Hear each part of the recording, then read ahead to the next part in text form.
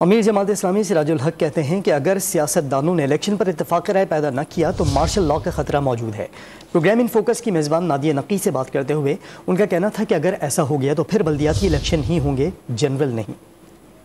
یہ بالکل طے شدہ چیز ہے کہ اگر سیاسی جماعتوں نے الیکشن پر اتفاق رائے نہیں کیا تو آپ دیکھیں گے کہ یہاں ایمرجنسی پلس ایمرجنسی، معاشی ایمرجنسی، مارشل لاء اور جو بھی آپ نام دے سکتے ہیں، کوئی اور نام ایجاد ہو سکتا ہے، لیکن ہوگا یہ کہ ان سیاسی لیڈروں کے ہاتھ کچھ نہیں رہے گا۔ اس لیے میں سب کو یہی مشورہ دیتا ہوں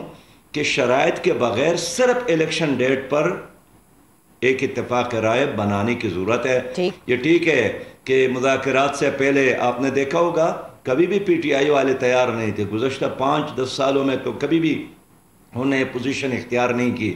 اس طرح پی ڈی ایم خود گھوڑے پر سوار ہے، وہ بھی کہتے ہیں ہمیں تو ضرورت نہیں ہے، لیکن گراؤنڈ ریئلٹی یہی ہے کہ اگر ان لوگوں نے آپس میں بیٹھ کر ایک تاریخ پر اتفاق نہیں کیا اور باقی سیاسی جماعتوں کا بھی، ہم خود اس میں ایک سٹیک ہولڈر ہے،